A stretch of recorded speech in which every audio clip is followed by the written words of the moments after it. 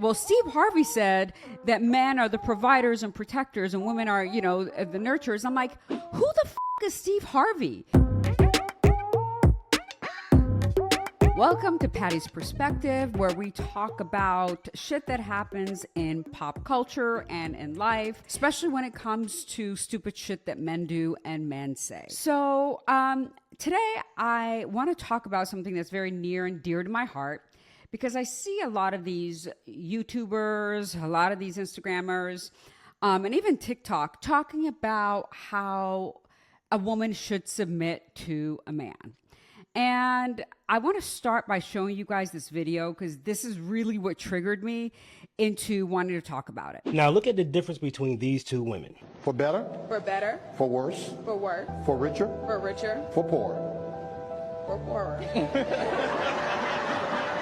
We hit that snag about 20 times in counseling. Brill made it very clear to Jonathan, you cannot be broke. In sickness. In sickness. And in health. And in health. To love. To love. Cherish. Cherish. And to obey. We didn't talk about that one in counseling. We did talk about that in counseling. Yes, we did. So you want me to repeat that again? You want to just keep going? I think we can keep going. All right. I'll forever submit to you, Miles. I'll forever respect you, Miles. I'll forever honor you, Miles, as the head of our home. In heaven, they hear.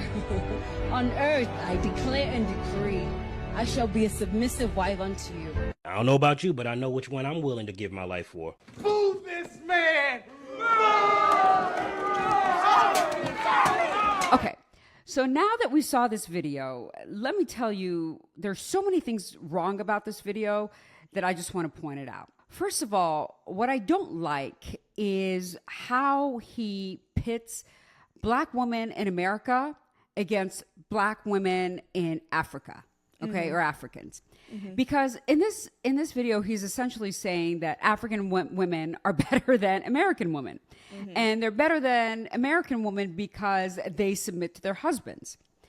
And first of all, I find that very offensive because the cultures are completely different, right? And in Africa, women don't have the same rights and really the same opportunities as women in America. So you see that woman getting on her basically knees, you know, telling this guy, I'm going to submit to you. You're my king. You're my this. You're my that. And she's doing that because she doesn't have other options, right? He is her ticket to a successful life. She probably doesn't have career options. And it's like, okay, in exchange for you taking care of me, I am going to be essentially your servant. And fortunately, we don't have that need in America. A woman, luckily, can go get a job, can go do whatever the hell she wants, right? And to say that, you know, one woman is better than the other, I just think is so completely unfair. I mean, what do you think about that, Jordan? In a general sense, like whenever I hear, you know, these passport bros or whoever, any dude with a microphone who starts a podcast say like, oh, well, you know, if you go to Africa or you go wherever, insert other country and find a woman, they're going to submit to you and they're going to blah, blah, blah, whatever. Like, I mean, you already kind of said it, but for these women, if it's like a survival thing, like they just don't have as many opportunities in their country. And so they're like, that's not like, it isn't like, see, right. This is exactly why you should have been submitting to me. Cause now I'm gone and I'm exploiting some other woman who just doesn't have as much. And the other thing is like culturally, in societies where, you know, oh, the woman is going to submit to her husband. The other side of that is that the men handle everything, first of all, and they pay for everything. In theory, right? The whole idea is they submit because their husband's supposed to be taking care of all of this.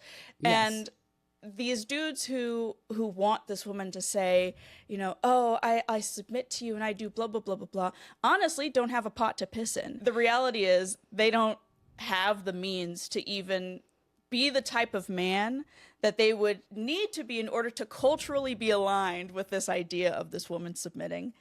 And, you know, Correct.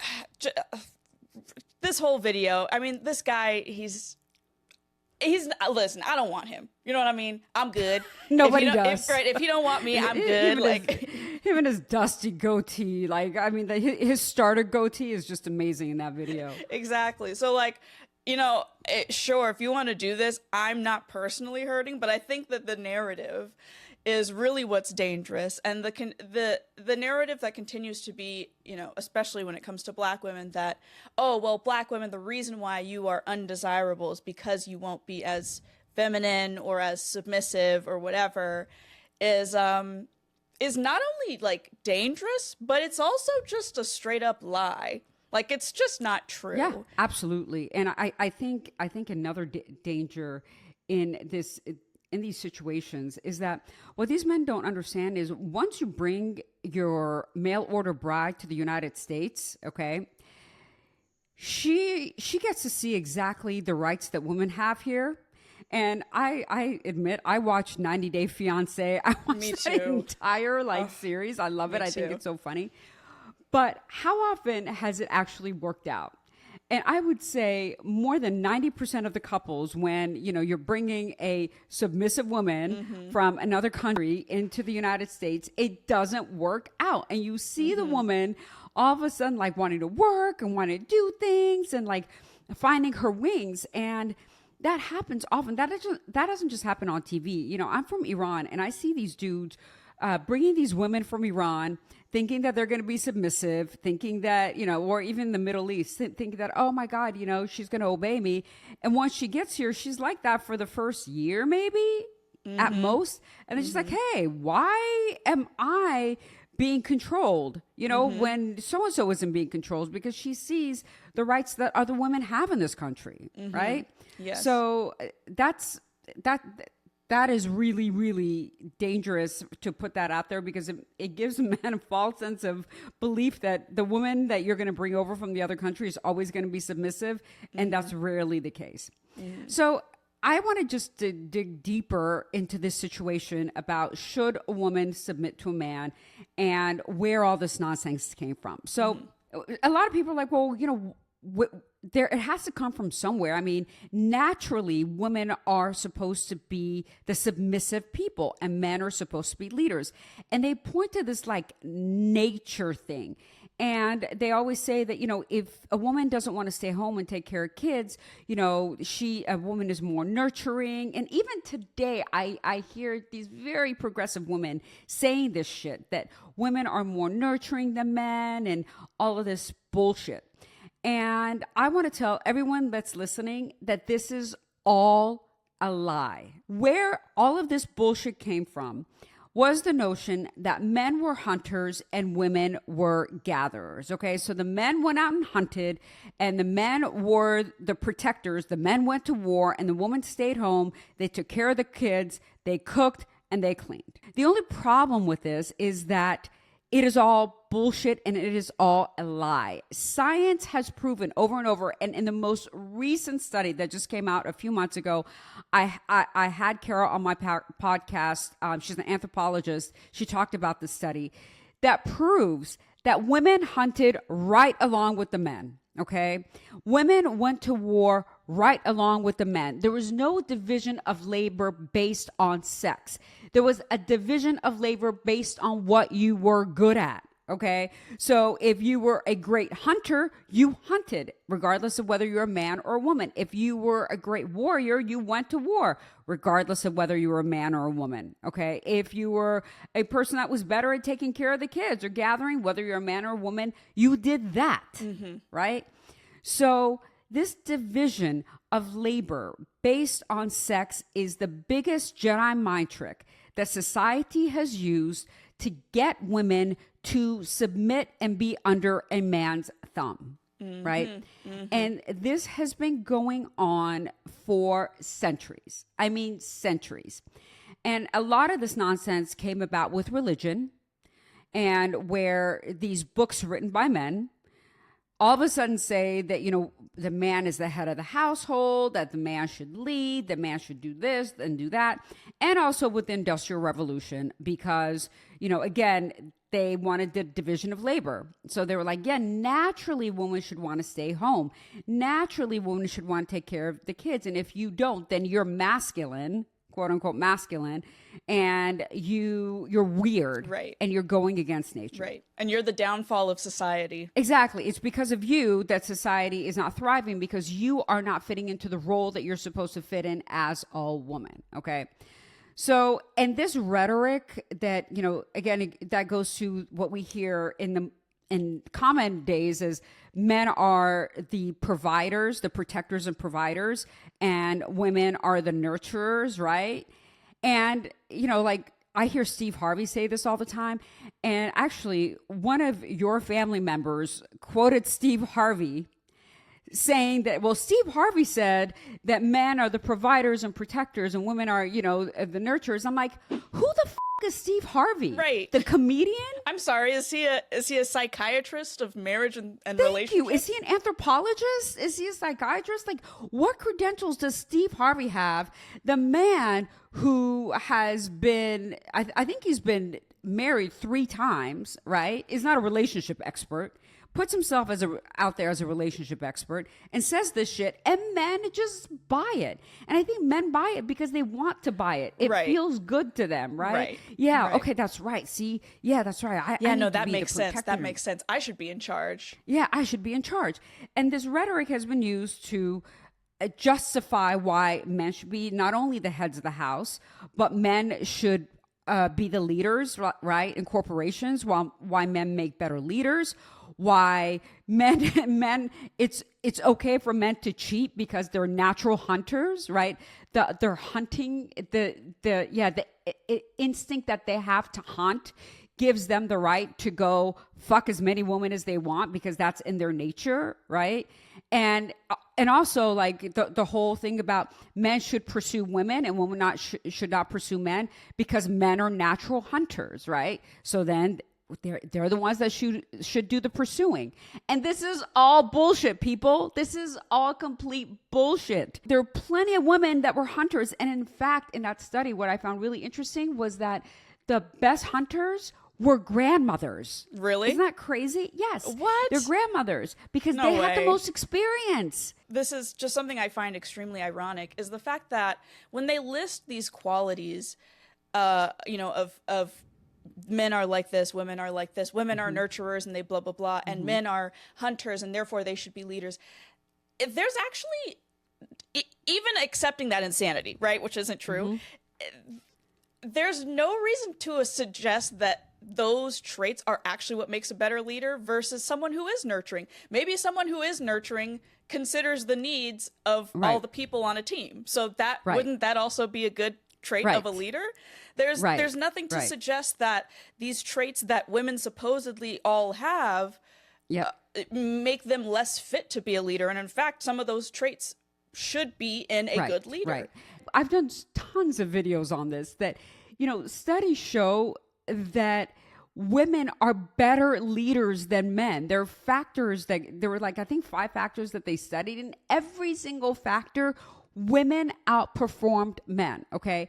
And every single CEO in a Fortune 500 company that is a woman outperforms her male counterparts by an average of 123%. Oh my God. 123%. And they comprise, Jordan, I don't know, I forget exactly what percentage it is of women in the Fortune 500 companies. Can you just look that up real quick? Women what percentage? CEOs run 10.4% of Fortune 500 companies. 10%. And they outperform the men by an average of 123% people. So I'm not saying that, you know, all women should be in leadership positions and, you know, all men should submit. I mean, none of that. No one should, first of all, no one should submit to anybody. Let's just start there. No one is submitting to anybody. But leadership has nothing, and the ability to lead has nothing to do with your sex, whether it's at home or whether it is in the workplace, period. So last week you mentioned that there was a story of you talking to someone about, you know, the discussion of submission. Oh, yes. I actually am thinking about having him on. So I was out to dinner with my fiance and his friend and his friend's girlfriend. We were out to dinner. And he's a very religious guy. And he started talking about men should be head of the household. Right. Okay. And he started to, and I said, why? I said, why do you think men should be head of the household? And he started breaking down stuff. And that's when I busted out with the science that, because men are supposed to provide and protect and women are, I said, oh, where did you get that from? Well, that's the way men are. And really, he wanted to say the Bible, but he knew I would, I'd be like, come on, man, really, right? He was short of saying he got that from the Bible, but, that's just the way we're built. And then I was like, well, that's actually not true. And I talked about the study that shows that, women were hunters, women were protectors, women were warriors. And that's not the way we are naturally. So stop using this like women are naturally more this, women are naturally more that. So he really didn't have a lot of comebacks. And, to his credit, he's a very smart guy. He studied psychology in college. He went to Morehouse. Smart dude, right? But he really didn't have a lot of rebuttals for anything that I said. Now, what he did say is that he does believe that there should be a leader in any household because every organization has a leader, right? And he was saying that, every organization has a boss, every organization has a CEO. And I was like, well, you could be partners, you could be 50-50, you could have that. Yeah. And he's like, yeah, but if you look at the big organizations, that's not the way it works. And I was like, well, yeah, but you're talking about an organization that has thousands of people reporting to it. You know what I mean? Or hundreds of people reporting to it. And in that instance, okay, yeah, maybe one person as the lead may be a better structure than two people, but there's plenty of companies that are smaller that are partnerships. And when you're talking about your family, that is a very small organization. Yeah, so I think it's fair to say that we've accomplished what we wanted to accomplish in this episode, talking about, there's no reason for a woman to ever submit to a man. A man does not have any inherent characteristics that make him a better leader or someone that you should follow or better at doing, anything to provide or protect, because women are, again, naturally providers and protectors as well. And no one should submit to anybody, but, the whole notion that women should submit to a man, that's just a social construct designed to keep women under a man's thumb, period. All right. Thank you so much for joining me on this episode of Pattie's Perspective. I hope that we taught you some things about reality of, men and women and submission and not submission. Now you have the tools to go out there and check anybody who tries to tell you differently. Until next week, please make sure that you subscribe to our channel and like our videos. That's the only way that we get it going. And let's see what we have on the docket next week. Maybe some interesting things will happen in pop culture.